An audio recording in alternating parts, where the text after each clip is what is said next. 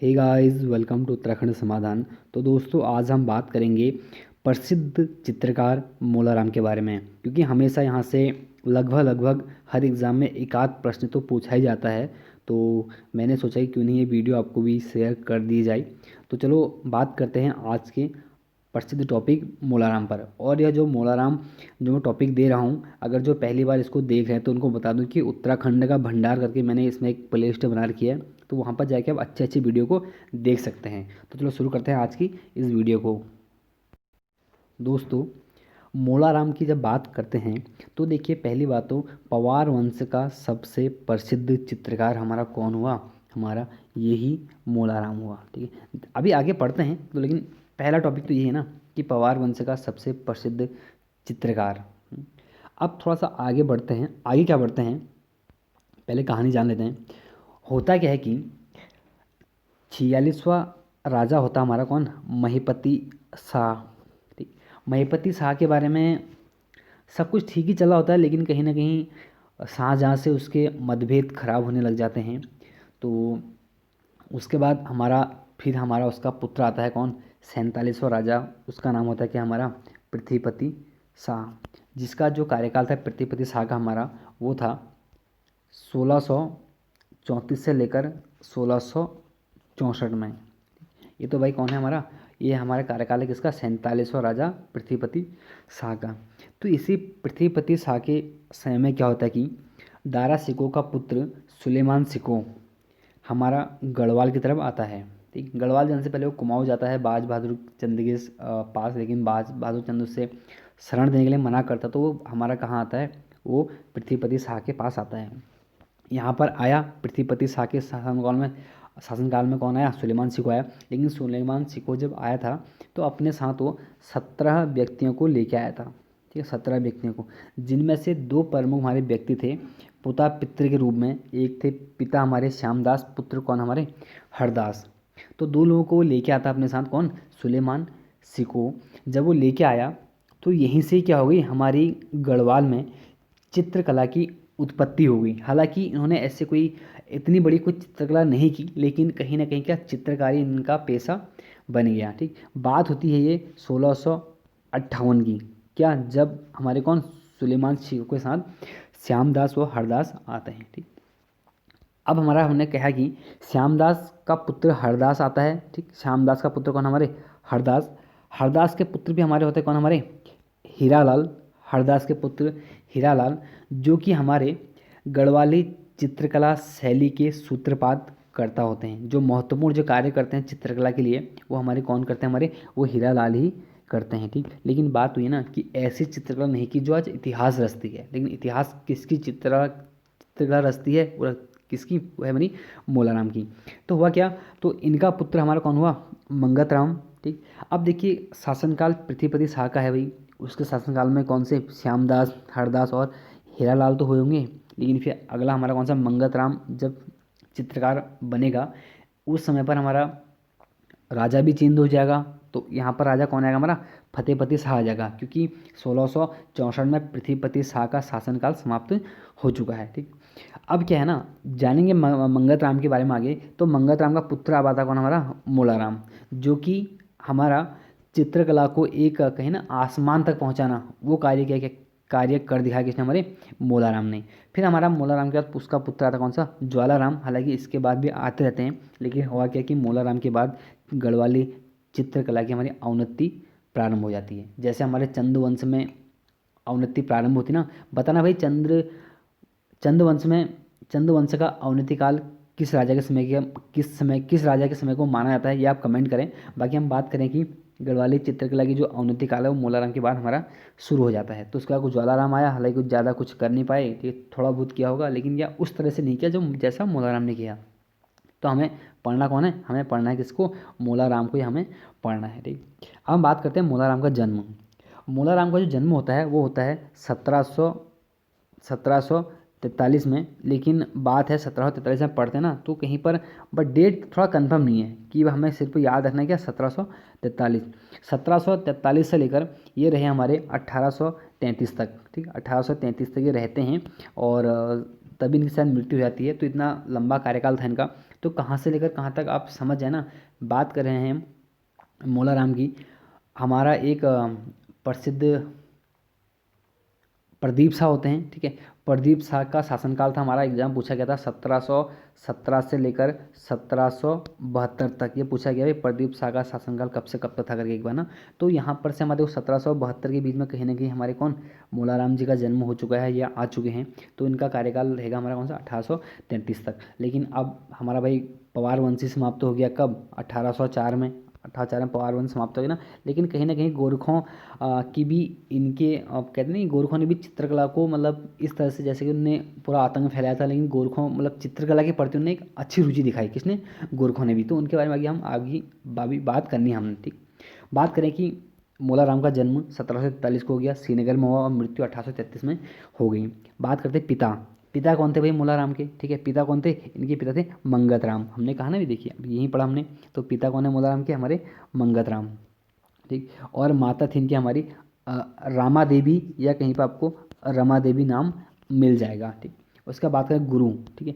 जब गुरु की बात करते हैं तो इनके गुरु थे हमारे राम सिंह या राय सिंह। थोड़ा सा नाम में कभी अजय में नाम थोड़ा ऐसे लिखा हुआ है कि कहीं पर राम सिंह या कहीं पर राय सिंह। और बात करते हैं जाति, ठीक है। ये हमारे घनश्याम जोशी की बुक में लिखा है कि इनकी जाति क्या थी? सुनार थी। तो सीधे से एक बार प्रश्न पूछा भी गया था।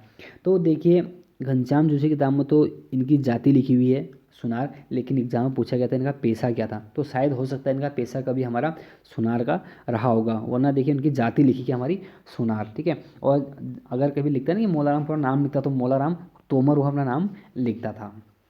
अब बात करेंगे भाई कौन सा गढ़वाली चित्रकला शैली का सूत्रपात करता कौन था। तो कौन था? हीरालाल। अभी बता चुका हूँ स्पष्ट रूप से, हाँ बिल्कुल लिख देना भाई, आगे से लिख दो भाई, स्पष्ट रूप से गढ़वाली चित्रकला शैली का सूत्रपात करता कौन था हमारा? वो था कौन? हमारा हीरालाल। उसके बाद हीरालाल के बाद इसका पुत्र आता कौन? हमारा मंगत राम। तो मंगत राम जब आता है मतलब होता है जो ना, उसका जो कार्यकाल होता है वो होता है किसके? फतेहपति शाह के शासनकाल में। और वैसे ही फतेहपति के शासनकाल को तो भाई स्वर्णकाल बोलते हैं हम। वैसे ही नॉर्मली बोलते हैं ना कि पवार वंश का स्वर्णकाल किसके समय को बोलते हैं? तो फतेहपति शाह के शासनकाल को। तो फतेहपति शाह ने मंगत राम को तस्वीरदार की उपाधि दी थी। अब वैसे यहीं से आपका प्रश्न बन गया कि गढ़वा पवार वंश में चित्रकार को कौन सी उपाधि मिलती है? तो कौन सी? हमारी तस्वीरदार की, ठीक। अगला है कि पवार वंश का सबसे जो प्रसिद्ध चित्रकार हुआ कौन हुआ, ठीक है। तो कौन हुआ भाई? हम मोलाराम पर, तो मोलाराम तो ही है ना, ठीक। उसका था कि मोलाराम की चित्रकला किस नाम से प्रसिद्ध थी, मतलब मोलाराम की जो चित्रकला थी ना वो किस नाम से वो अपनी चित्रकला करता था? किस नाम से? गढ़वाली कलम के नाम से वह चित्रकला अपनी किया करता था। उसका बात की गढ़वाल में मुगल चित्रकला का आरंभ कब हुआ? तो भाई कब हुआ? 1658 में हुआ, जब सुलेमान सिखों के साथ हमारे कौन ये दो लोग आए। कौन दो लोग? ये ना कि श्यामदास और हरदास। अच्छा कहीं पर हरदास को ना ऐसे देखो कि हरदास भी लिखा होगा, बस थोड़ा सा ध्यान देना, बस ज़्यादा कुछ नहीं मतलब, ठीक। हम बात करेंगे, हमने प्रश्न था कौन सा कि गढ़वाल में मुगल चित्रकला का आरंभ 1658 से ना। उसका था कि गढ़वाल उत्तराखंड शैली के चित्रों की खोज, ठीक है। अब होता ना, अब भाई ये तो भाई ऐसा था मोलाराम करके, ऐसा कौन दुनिया के सामने रखता है? कौन ऐसा व्यक्ति आता जो कहता भाई यार ये मोलाराम ऐसा खतरनाक चित्रकार हुआ? ऐसा कौन बोलता है?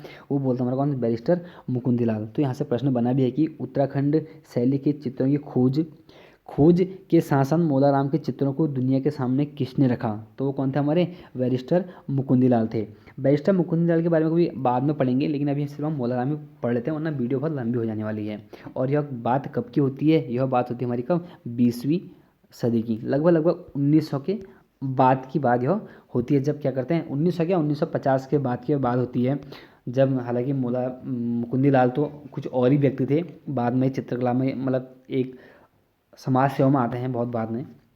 उसका बात करते हैं कि मोलाराम था भाई, मोलाराम कौन था, ठीक है। अगर आ गया ना कि मोलाराम क्या था, कौन था, तो भाई वो कवि भी था, ठीक है, वो इतिहासकार भी था, और वो दार्शनिक मतलब कि वो चित्रकार भी था हमारा। अब बात करते हैं कि मोलाराम को संरक्षण किसने दिया। अभी बात में इनने क्या क्या किया था बाद में पढ़ते हैं। बात की मोलाराम को संरक्षण किसने दिया। हमने कहा ना कि प्रदीप शाह 1717 से लेकर 1772 होते हैं, तो तभी हमारा कौन? हमारा मोलाराम आ गया है। तो प्रदीप शाह के बाद ललित शाह, ठीक है। ललित शाह का पुत्र होता कौन? हमारा जयकृत शाह। और जयकृत शाह के बाद उसका पुत्र जयकृत शाह का भाई कौन होता है? ललित शाह के दो पुत्र होते हैं ना, एक हमारा कौन सा? प्रद्युम्न शाह, दूसरा कौन सा? हमारा जयकृत शाह। तो जैकी साहनी भी इसको संरक्षण दिया और प्रद्युम्न साहनी भी इसको संरक्षण दिया। उसके बाद लास्ट में कौन सा, सुदर्शन साहनी, इसको संरक्षण तो खैर नहीं दिया, लेकिन बातें इसकी भी हमारी आती ही हैं, ठीक। क्योंकि जब सुदर्शन शाह हमारे ना, सुदर्शन शाह ने राजधानी हमारी टिहरी बसा दी है, और हमारा इसका जो अपना जो चित्रकार, जो एक चित्रकला करता था वो मोलाराम, वो कहाँ करता था, वो श्रीनगर में करता था। तो कहीं ना कहीं क्या मोलाराम और सुदर्शन शाह की ना नहीं बनती थी। क्यों क्यों नहीं बनती थी, अगर आगे अभी थोड़ी सी हम बात करेंगे। उसका था कि मोलाराम को सर्वाधिक जो प्रोत्साहित वो 60 गाँव व 5 रुपये प्रतिदिन का वेतन किसने दिया। तो वो कौन थे देने वाले, वो थे हमारे कौन, जयकिरी शाह। जयकिरी शाह थे ना, वो काफ़ी प्रभावित थे इनसे, किनसे, मोलाराम जी से, ठीक। उसका था कि मोलाराम से चित्रकला सीखने टिहरी से श्रीनगर कौन जाते थे। मैंने कहा ना, देखिए अब टिहरी बस चुका है, और ये प्रीतम शाह किसका भाई था, ये वही व्यक्ति था प्रीतम शाह जिसको जब गोरखा गढ़वाल पर आक्रमण करते हैं ना, कौन, प्रीतम शाह पर, मतलब ये जब गोरखा लोग गढ़वाल पर आक्रमण करते हैं, तो उस समय हमने कहा ना कि गोरखा बंदी बनाकर प्रीतम शाह को कहाँ ले गए थे, अपने साथ नेपाल ले गए थे, ऐसा हमने पढ़ा है।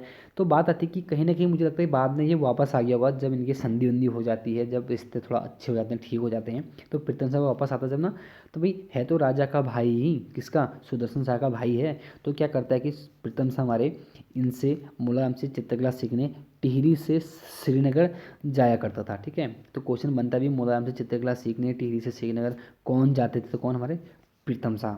फिर है कि हमारा मोलाराम की चित्रशाला कहाँ है, तो कहाँ है हमारी, वहीं श्रीनगर में है, ठीक है, मोलाराम आर्ट गैलरी के नाम से। बात हुई आगे की चित्रकार को कौन सा पद दिया जाता था, तो कौन सा हमारा तस्वीरदार का पद चित्रकार को दिया जाता था। गढ़वाली चित्रशैली मानी जाती है, तो कैसी मानी जाती है, तो पहाड़ी चित्रशैली मानी जाती है भी। अरे क्यों मानी जाती है, क्योंकि गढ़वाल भी तो पहाड़ी है, पहाड़ क्षेत्र में है, ठीक है। हमारा एक कांगड़ा शैली भी कहीं इसको लिखा होता है, कांगड़ा शैली, पहाड़ी शैली, और कौन सा एक आध शैली और लिखा था, लेकिन हमारे दो ये बहुत महत्वपूर्ण की पहाड़ी चित्रशैली। उसके बाद मोलारामी ग्रंथ, हमने कहा ना मोलाराम भाई कवि भी था, चित्रकार भी था, दार्शनिक भी था, सब कुछ था, ठीक है, इतिहासकार भी था। तो ये कुछ ग्रंथ रचना करता है। उन ग्रंथों में जो हमारे प्रमुख हमारे होते हैं, वो थोड़ा पहले पढ़ लेते हैं। जैसे कौन सा, गढ़ राजवंश काव्य, जो कि इनकी क्या थी, हमारी एक जो नाटक था, ठीक है।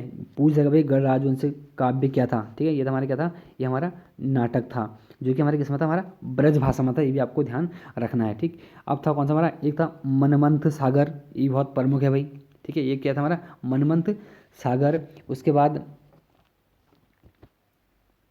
गढ़ गीता संग्राम, श्रीनगर दुर्दशा, जो मैंने हाईलाइट करके तो बहुत ही महत्वपूर्ण है, ऋतु वर्णन, और एक और बहुत महत्वपूर्ण हमारा जो कि अनुदित अभिज्ञान शाकुंतलम का हिंदी अनुवाद इन्होंने ही किया था, किसने, मोलाराम ने।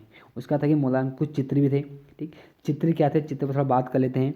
जैसे कि मोर प्रिया बहुत ही महत्वपूर्ण है, मस्तानी, हिंडोला दोनों पूछे गए हैं आज तक एग्जामों में, और राधा कृष्ण मिलन, और दंपत्ति। दंपत्ति में इन्होंने ना, हमने कहा ना कि भाई जयकृ शाह के बाद प्रद्युम्न शाह, ठीक, प्रद्युम्न शाह ने संरक्षण दिया इनको।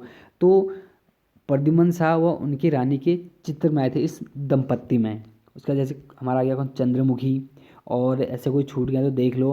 एक था हमारा कौन सा, इसमें लिखा नहीं मैंने, लिख लो आप, मयंक मुखी, ठीक, मयंक मुखी। और एक था हमारा उत्कंठिता, लिख लेना आप लोग, उत्कंठिता, उत्कंठिता नायिका। और एक था हमारा इसमें जयदेव वजीर, जयदेव वजीर, दोनों लिख लेना। और क्या था इसमें, एक था, हाँ एक और था हमारा विप्र, विप्र लंबा नायिका, ठीक है, विप्र लंबा नायिका हो गया था। और एक था हमारा सितार प्रिय, वो भी लिख दो, कहीं छूट जाएगा तो अच्छा नहीं, कहीं पूछ दिया तो ना, सितार प्रिया। और एक था हमारा कौन सा इसमें, वासक स वासक सटिका नायिका। ये हमारे कहते हैं कि कुछ प्रसिद्ध हमारे इनके कुछ हमारे चित्र थे, जो कि हमारे एग्जाम में कभी भी पूछे जा सकते हैं। इन्हीं को देख के ना हमारे जो मुकुंदी लाल जी हैं, वो लिखते हैं कि नारी अंकन में कोई अन्य पहाड़ी शैली गढ़वाल कला की ऊंचाई तक नहीं पहुंच सकी। यहाँ वे अधिक छरहरी और मोहक दिखाई देते हैं। तो इन्हीं की रचनाओं से, चित्रों से प्रभावित होकर हमेशा किसने कहा था, तो किसने कहा था, मुकुंदी लाल ने। अब बात करते हैं कि मोलाराम भाई, मोलाराम प्रवर्तक भी थे किसके, मनमंथ पंथ के। ठीक है, मनमंथ पंथ बहुत महत्वपूर्ण है क्योंकि हमारे एक हमारे अजयपाल थे जो कि गोरखनाथ पंथ के थे। काफ़ी कन्फ्यूजन होगा आप लोगों को कि अजयपाल था गोरखनाथ पंथ का और मोलाराम था किसका, मनमंथ पंथ का। उसका था हमारा कि मोलाराम ने दानवीर कर्ण की उपाधि किसे दी थी। देखिए मैंने आपसे कहा कि कहीं ना कहीं गोरखों के प्रति ना काफ़ी, मतलब गोरखों के चित्रकला के प्रति भी एक भक्ति थी, क्योंकि गोरखे थे तो बहुत बुरे, बहुत अत्याचारी, लेकिन कहीं ना कहीं कुछ चीज़ें ठीक थी, जैसे कि मतलब उन्होंने इन लोगों को बहुत सहयोग किया। चित्र मोलाराम को तो किया ही था भाई। तो मोलाराम ने दानवीर कर्ण की उपाधि किसे दी, रणजोर थापा को दी थी, जो कि हमारे, इनको बोलते थे उस टाइम पर सुब्बा। ठीक है, इनको सुब्बा नाम से जाना जाता था कि इनको, जब गोरखों ने यहाँ पर शासन ना सुब्बा या सुब्बा के नाम से इनको जानते थे। तो हमारा दूसरा सुब्बा था कौन, हमारा रणजोर थापा। उसका था कि मोलाराम ने मोलाराम ने श्रीनगर राज्य का इतिहास किसके कहने पर लिखा। मोलाराम ने श्रीनगर राज्य का इतिहास भी लिखा है भाई, किसके कहने पर वो लिखा था, हस्तिदल चौतरिया के कहने पर उन्होंने हमारा श्रीनगर का इतिहास लिखा। और बात करें कि हस्तिदल चौतरिया के ही नेतृत्व में हमारे सबसे पहले ये लोग गोरखा लोग हमारे कुमाऊं और गढ़वाल पर आए थे। अब देखिए मोलाराम के शिष्य हैं भाई, मोलाराम के शिष्य थे हमारे चैतु व माणकू। ठीक, इनको चैतु व माणकू शिष्य थे या नहीं थे, बहुत ज़्यादा कन्फ्यूजन है, लेकिन किताब में देखा तो मैंने लिखा दिए। और जो कि सुदर्शन शाह ने इनको संरक्षण दिया था। ये प्रश्न आ चुका है कि चैतु व माणकू को किसने संरक्षण दिया था, तो सुदर्शन शाह ने। मोलाराम के चित्र आज भी देखने को मिलते हैं भाई, कहाँ मिलते हैं, आर्ट गैलरी अमेरिका में है, या बोस्टन म्यूजियम करके है ना, तो वहाँ पर इनके चित्र आज भी देखने को मिलते हैं। फिर देखिए मोलाराम को गढ़वाली शैली का आचार्य किसने घोषित किया, तो वो क्या है, किसने, आनंद कुमार स्वामी ने। और इन्होंने पुस्तक लिखी थी आनंद कुमार स्वामी ने, कौन सी, राजपूत चित्रकला। तो वहाँ पर मोलाराम को गढ़वाली शैली का आचार्य घोषित किया किसने, आनंद कुमार स्वामी ने। फिर था कि हिमालय आर्ट चित्रकला में मोलाराम का वर्णन कौन करता है भाई, हिमालय आर्ट चित्रकला में मोलाराम का वर्णन कौन करता, तो वो थे कौन, जेसी फ्रेंच। उसका था कि मोलाराम ने सुदर्शन शाह को कहा, मैंने कहा ना कि सुदर्शन शाह ने शायद इनको संरक्षण नहीं दिया होगा या उस तरफ प्रोत्साहन नहीं किया जैसे जैके शाह ने किया। तो इसीलिए हमारे मोलाराम ने सुदर्शन शाह को सूम, कृपण और खसिया नृप कहा था। तो बहुत मतलब काफ़ी विरोध करते थे किसका, सुदर्शन शाह का। तो दोस्तों हमारा ये था आज मोलाराम पर। तो एक लाइक तो बनता है ना, अगर आपको पसंद आए तो लाइक करें, बाकी ऐसा कुछ है नहीं ज़बरदस्ती कि कमेंट करो लाइक करो, लेकिन फिर भी अगर अच्छा लगा तो एक बार ज़रूर मनोबल बढ़ाएं। तो मिलते हैं फिर एक अपनी वही टेस्ट सीरीज मॉर्निंग में 4 बजे। अगर बता दें किसी को कि अगर जो पहली बार आज इस यूट्यूब चैनल पर आ रखे तो उन्हें बता दूँ, डेली मॉर्निंग 4 बजे इस यूट्यूब चैनल पर टेस्ट सीरीज चलती है, डेली मॉर्निंग 4 बजे, जिसमें कि 20 प्रश्न हमारे होते हैं, 10 उत्तराखंड, 10 जीके, सॉरी 5 जीके और 5 हिंदी के। तो देखें और अपनी तैयारी को और बेहतर बनाएं। तो मिलते हैं नेक्स्ट वीडियो में, तब तक के लिए जय हिंद, जय भारत।